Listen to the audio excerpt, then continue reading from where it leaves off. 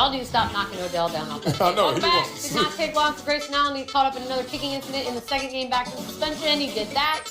No foul called. Still got a lot of attention, obviously. The ACC looked into it and issued a statement saying there's nothing conclusive that can be determined. Weird, it keeps happening. Yeah. That's like a statement about life, if you want to do it that way. Are we giving conclusive Look, to be Mike, determined. I stand with what I said last time. I don't need any adults to step in at this point. If you're a person on another team playing this guy, send your worst player in, let him take him out, and we all move on with our lives. Goon squad. Why is this continuing to happen? It's a goon squad moment. Goon squad it up. You know, I flip-flopped on my argument with this one because looking at it with the optics, you can say, okay, he got off-balance shoulders in front of his knees, athletic move. Well, not that. Very athletic. Athletic move. Not that Very either. athletic, yes. Athletic move means I'm going to tip forward. But one thing that you have to realize is that human bodies are not rigid. We're not pendulums. So guess what? When you go forward, your foot doesn't have to kick up unless there's a voluntary effort to contract your hamstring and lift it up. Looking at it again, he did that on purpose, but he thought he was slick enough to get away with it. He comes back from his suspension, and he's actually kicking higher. Like, I think that was the highest kick out of all the kicks that he kicked. He's got a problem. He's got some anger management issues. There's something real wrong with this kid. He in that Draymond 101. I mean, look at that. Look at that. He graduated Draymond school. It's so ingrained in him now that I don't even... Right. You see, watch his telling you. feet. Watch how he... This is a dat dudes. He actually switches his feet to make sure he can kick them. Right. The right foot is not supposed to land at that moment. Him out. That's it. He's doing it on purpose, bro. Moving on. According to ESPN's Football Power Index, Alabama has a 60% chance to win tonight's national championship game against Clemson. Players for Alabama, however, consider themselves underdogs. Linebacker Ryan Anderson told reporters, "We do feel like we're underdogs right now." Teammate Tim Williams had this to say, "The media is selling us as possible underdogs, possible upset. We know what we have to come out there and do at the end of the day. Put the cleats on." I feel like you have to do more than just put the cleats on, but Alabama and the word underdog. That seems ridiculous to me, no? It does, but this is not psychosomatics. This is a team that actually believes they're underdogs. Think about these three levels. Offensively, last week they had their worst game ever. 57 pass yards by Jalen Hurts. They're looking at themselves like, we got questions over there. Defensively, last year, giving up all those points and over 400 yards to Deshaun Watson, they got question marks and they need to redeem themselves. And most importantly, who is Jalen Hurts going to hear in his ear this week? Oh, it ain't Lane Kiffin. It's his new offensive coordinator and Coach Sark. So I think if McSark.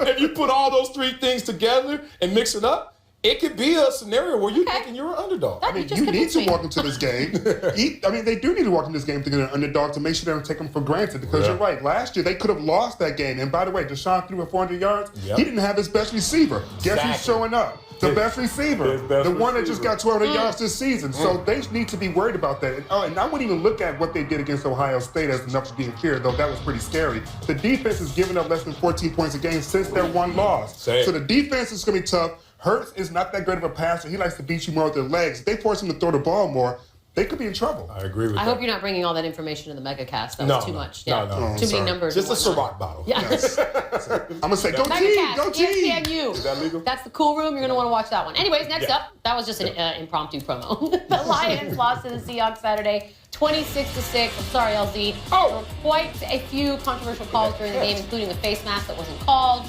a Russell Wilson block in the back that wasn't called, and a play which apparently is not pass interference. And Quan Bolden had this to say about the calls. Quote, "There were some calls that left us shaking our head.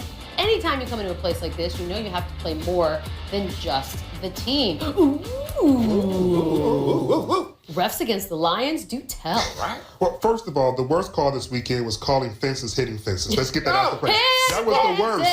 All right. So now that we move past that, there were definitely some calls, or twice. There were definitely some calls out there that were highly questionable. Like, I'm not even just talking about the obvious face mask that allowed them to get a touchdown to begin with, but what about those two calls against Anquan Bolden? Oh, are you serious? I mean, this is football, Marcellus. It's okay to do some bumping, especially in the playoffs. If the hit on Moore wasn't dangerous, then how in the heck is what Anquan Bolden did roughing or unnecessary roughness? It was absolutely ridiculous. It is a good point. It's not a good Except for it point. was a different game and different refs and... It's not a good point because this is what a loser fan sounds like. This is what a Lions fan would say right now. Look, you're a loser fan right now in the moment. And I've been there before on the field. You have no... That wasn't a face mask when I touchdown? Dude, you want to talk about getting hosed on the football field? Yeah, let's talk about it. All right. Was it a face mask? Example A. Oh. This is the worst scenarios of talking about getting hosed on the football field. It was called a miracle because no one with two eyeballs could say that that ball went backwards. But guess what they did? Not only said that that was a lateral instead of a forward pass, took away the #1 defense and the Buffalo Bills' opportunity to go to the Super Bowl right there in that moment. And y'all talking about you're just holding on. Yeah, He you're is talking holding about on. He is holding on. post-traumatic stress over here. You're talking about a face mask that should have been called. Come on, man. That's the most blatant ever. Were they in Detroit? Because that's all I care about. Are the Detroit Lions we're talking about? That's all I care about. And there were multiple plays out there. I was sad for you. I thought of you. Yeah, home field advantage. Sometimes the fine print of that means they'll get the benefit of the doubt. You guys got to win a couple more games. I feel like all my friends' teams lost.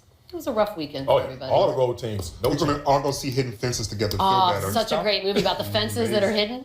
Coming up, Where are 15-year-old they? Fran Bellaby throws down the first dunk in Colorado Grove basketball history. Oh! I believe I said high school, by the way. Yeah. Black Girl Magic. I don't know about. Hey, lady. This is SportsNation. She got up, too. She's 15. Nice. Here we go. One day. That's it, one day. Well, okay, still lingering in our memories, Odell Beckham took the field with no shirt on and then proceeded to drop a bunch of passes against the Packers and have a really, really terrible game. Then after the loss, he reportedly punched that hole in the wall.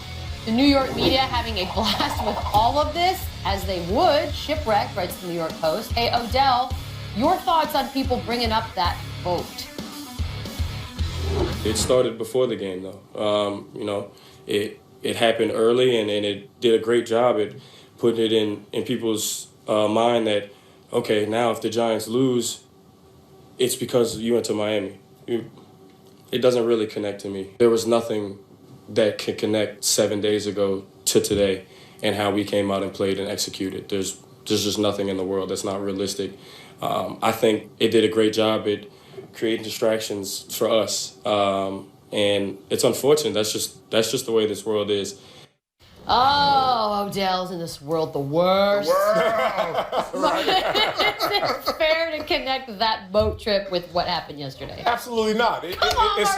It's completely absurd to talk about a week ago. That had a tremendous effect on what you did in the moment, as we saw yesterday. Look, I had my greatest game ever in college after having my greatest night ever, talking about breaking curfew and going out there and balling out. Let me tell you what happened on that That's game. you. I'm going to tell you, and I've seen many players do it. This is the night after a hydration situation versus Yale, that tremendous BCS championship Yes, that's team. a whopper. National Player of the Week. I had 2 sacks, forced to recover the fumble, got an interception and a rusher touchdown. But let me tell you about the night before. Oh, God. Oh, it was multiple plays Are made. we allowed to know this? With multiple players. I'm telling you, multiple categories, and I scored more the night before. All of that was playing into my head, and people were saying, let me tell you the real.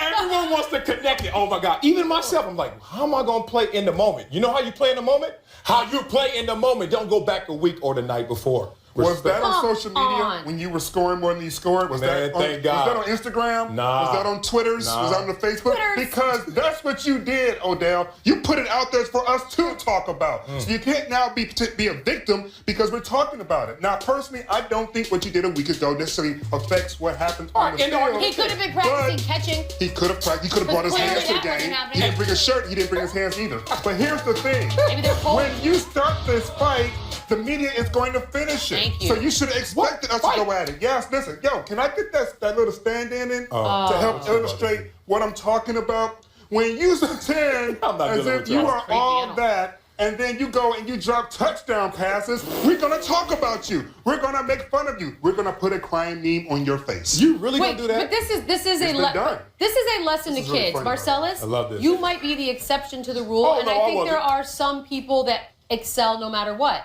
But you're going to put a picture out there of you guys having fun on a boat, which I have no problem with. I don't care. It's the same thing when we used to do the Romo Jessica Simpson thing. It's the optics of it. If you're going to do it, then you damn well better come out and win that game. And you specifically better have a great day. And neither one of those things. So all the happened. other games he had that were bad and there were no boat trip. What's the correlation there? It's just the optics. I hope he learned a lesson. I hope it's the lesson about if you're sick or whatever and you don't go, you need to come in and be the best you can be if you're putting that out in the world. Or don't party with Bieber, one of the two. Oh, God, why would anybody do that? I want to discuss another thing that happened in the game because Aaron Rodgers went all biblical on the Giants, completing another ridiculous Hail Mary, this time to Randall Cobb. At the end of the first half, it was backbreaking.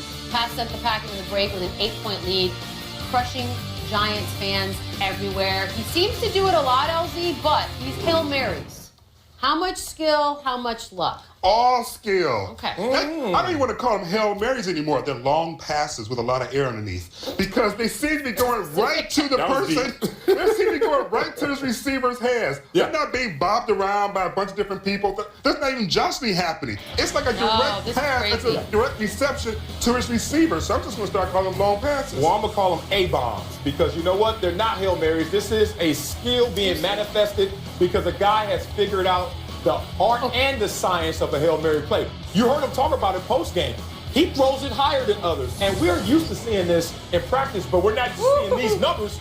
60% completion percentage on Hail Marys, while the rest of the entire league is at 18.8%. So you can call it luck all you want, but it's not that. It's a guy who throws it like a jugs machine. The jugs machine that throws it so high in the air, impossible to measure or judge where it lands. Except those Green Bay Packers, because they are used to it in practice. Teardrops. Long passes with lots of air underneath them. Yes. Got it. Let's talk about the hit that rocked Miami yesterday. Dolphins QB Matt Moore just rolls up. Done. A little bit. Vicious shot from Steelers linebacker Bud Dupree during the first half of the AFC wildcard game. Bone crushing, and it left him dazed and led to a brief scrum between the two teams. Now, he only missed one play.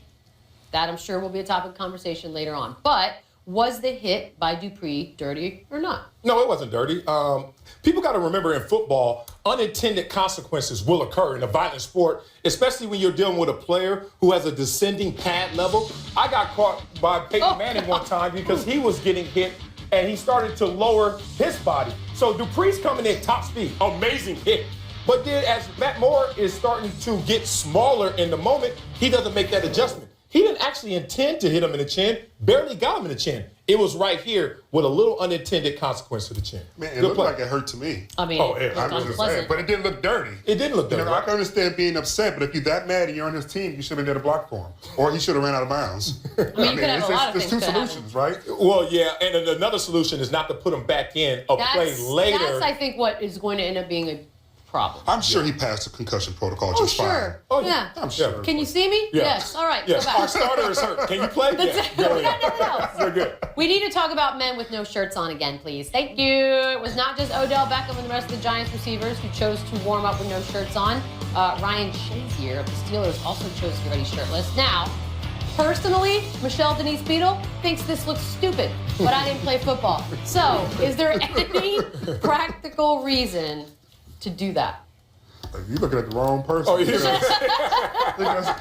I mean, it's cold outside. It was and when it's cold outside, I like to be dressed. Right. Now, maybe they were trying to psych out the Packers and say, hey, we're not cold. This doesn't bother us. I think that's stupid because the Packers live in that. They already know it's cold. So they're looking at you like you're a fool because it's cold outside. So you never did that with your taco meat out? You never did that with your chest hairs out? Me either. You know why? Because I played in Buffalo and I knew how cold it was. And I used to laugh when cats would come off the bus and sometimes using overcompensation efforts like this. No shirt, no sleeves. Guess what? I'm ready for the elements.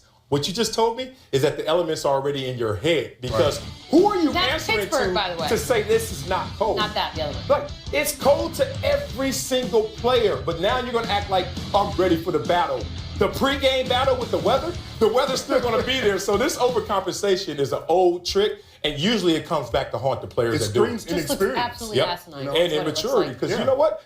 Put yourself in the best position to play. Don't put yourself in a position that looks great to everyone out there, but you're cold. It makes no sense. You're cold. Although you could make the argument that at some point, how can you be even colder? Because there were moments yesterday I was like, this looks miserable. But it gives us an excuse to do other shirtless moments. Great shirtless moments from history. I knew we only had one.